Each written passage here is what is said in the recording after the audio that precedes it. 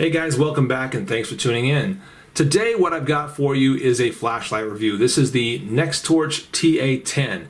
What looks to be a really nice tactical handheld flashlight with all the features, all the bells and whistles that you would expect to get on a good handheld tactical flashlight. It seems tough, it seems really durable, it seems like it's got all the features you want, and it does, and it's got even more. And we're going to show you throughout the course of this review, we're going to show you some drop tests, some dunk tests. We're going to show you what the beam looks like, how it throws, and all that kind of stuff. So stick around for the entirety of the review if you can. But right now what I'd like to do is kind of get to some of the external features and some of the reasons I thought this was a really appealing flashlight. And that's the only reason I have it in hand right now, is because I felt like it is a pretty appealing, pretty interesting flashlight. Nextorch did send me this light, but before they did, I made sure to check it out and decide if this was something really interesting or not. Because if it doesn't have something special about it, I just assume not waste my time on it. However, I found some pretty interesting features here that definitely impressed, so we're going to get to those in a second. But looking at the outside of it, you can see that there's a nice pocket clip here that rides, well, it gives you about this much sticking out of your pocket. Now again, in an emergency situation where you want to access that light quickly, that's a pretty good thing because you've got a lot to hold on to. You can also see that there are some little cutouts here in these flats that will allow for a lanyard to go through, and it does come with a lanyard. It also comes with 2 spare O-rings, comes with the manual, comes with some other literature, etc., etc. And also those flats there allow you to sort of stand it up on its end like a candle if you chose to do that. And while we're looking at this side of it, you can also see a nice crown up there that's going to be kind of sharp, good for DNA collecting, getting skin samples, that sort of thing. And you can also see the big reflector in there, which is very bright and shiny. It seems to be quite polished, no orange peel or anything like that going on.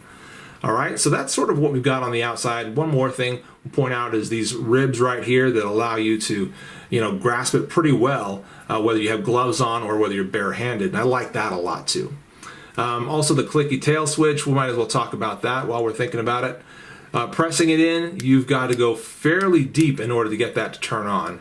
So it's not you're not going to accidentally turn this thing on if you got it in your pocket. You might accidentally go into the momentary on, but you're not accidentally going to actually turn it on all the way. So that's a good feature, I guess. And you've got to be pretty purposeful with that press in order to turn it on. All right, here's the feature that really sold me on this light and made me want to take it up and test it and try it out. And here it is right here. So unscrewing this tail cap, we see that the light takes a single CR123A battery. Okay, that's not a surprise, that's pretty common. A lot of these types of lights do that, sort of tactical lights will do that. But that's not all. If you don't have a CR123A, or maybe you ran out of them, but you got a lot of these hanging around, guess what?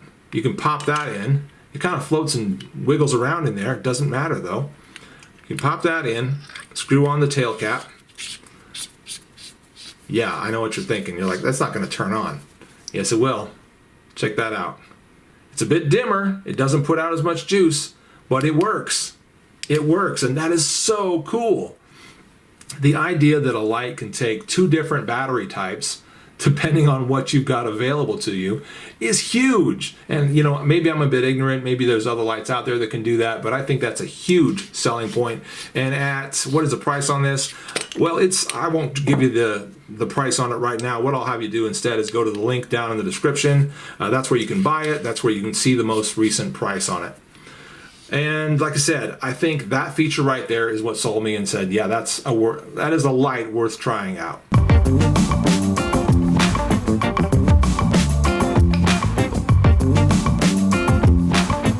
So let's move on to some of the tests.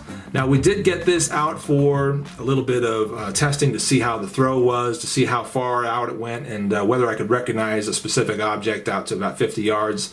And also just kind of looked at the beam at the same time. And I'll roll that footage in here in a moment. But I also want to talk about the drop test and the dunk test. First, I'll cover the dunk test. So I didn't have a giant bucket or big water cistern or something like that to put this in and let it stay there, but what I did have was a jug of water in my car, and I've got maybe a half-hour commute coming home to and from work. So what I did was drop the flashlight in that jug of water, let it rustle around in there during the drive, and shook it around a little more to see how it would do. and of course poured all that water out, poured the flashlight out. It was still running. There was no signs of it leaking or having any water seeping into it in any way.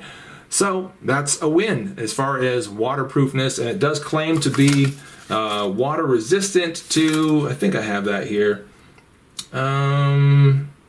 I don't know what it is. Anyway, it does claim to be pretty good and waterproof. Not water resistant, but waterproof. So that means you can dunk it to maybe 6 or 8 feet. I can't remember what it is. But that's a good thing. Definitely want a light that's good and waterproof. Next, we did a little drop test on it. And I thought maybe 5 drops from about waist height would be adequate. And of course, you'd switch the light on first to make sure that it's running. And drop it on the concrete. See how it does. Yeah, we got a few scuffs from doing that, and we can see that here on the tail there where it hit some concrete in different spots all over the light. Don't mind, but as far as the function of it, as far as it continuing to work, it kept going with no complaints. So yeah, it's a tough light. It's going to hold up pretty well. I think waist height is pretty reasonable. It's supposed to hold up to 1.5 meters dropping, but I figured, if I'm going to be using this in a tactical scenario or whatever, I think the highest I'm going to drop it from is maybe my chest, and most likely from my waist height or from a pocket, somewhere around there. But if it's going to survive that on concrete, seems like it'll do just fine. And it survived the drop test very well, so I'd say that it did fine. With that said, let's move on to the outdoor portion of this review. We're going to see how that beam throws and see what that spot looks like. Now let's go ahead and show you the different modes on the TA10, and in the process, give you a look at that beam as well. It's advertised as having 6 modes, but one of those modes is momentary on. So, if you count that one out, I guess it's 5 modes, but we'll show you momentary on. That comes in at 560 lumens at the highest, and that again is the advertised lumen count, but that basically you can't hit that unless you have the best batteries you can get for this light. But assuming you do, 560 is where you'd be at, and that's for momentary on. High is also 560 lumens, and that's with just a click. So from wherever you are, 1 click takes you to high, or momentary on also works at the same high level. If you want to go to medium, you have to start off in high, then you press and hold once, you go down to medium, which is 215 lumens. Once again, these are the advertised lumen counts. I haven't measured them or anything.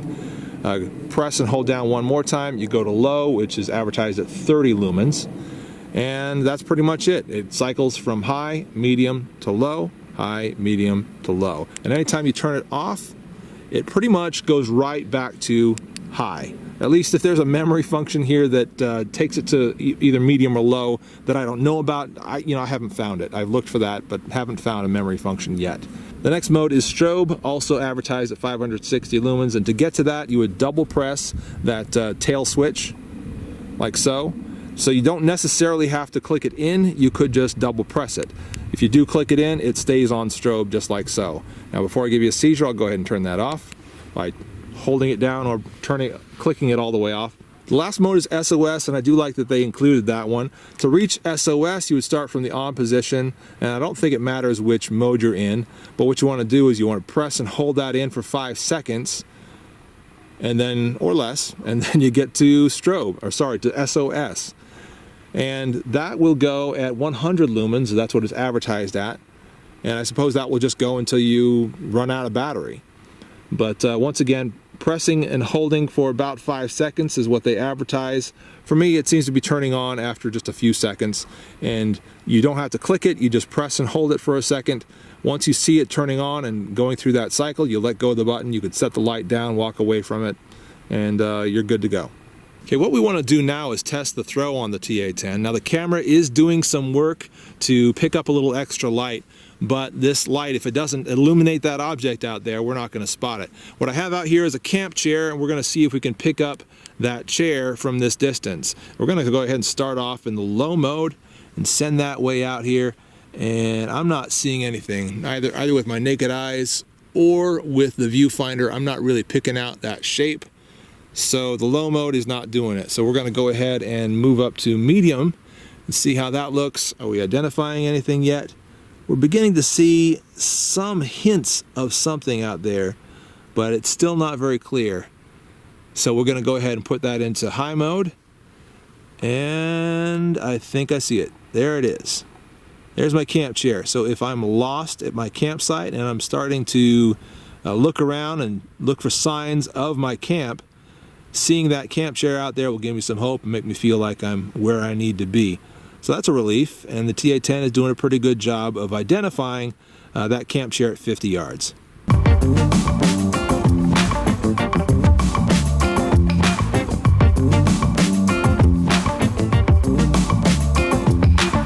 So the TA10 appears to be a very versatile, very tough, very functional tactical flashlight. I would say that it could make a pretty good duty flashlight. If you need a good light like this for your job, I could see it working out well for you. If you just want something like this to add to a get-home bag or some other type of kit, I think this is a great choice, especially with all the different features it has. Once again, I think the Nextorch TA10 is really good for the money. I would highly recommend it. I'm the Late Boy Scout. Thanks for watching. And because of that, the weld became even weaker. And now, I just cannot get all the tension I want from this pocket clip, no matter how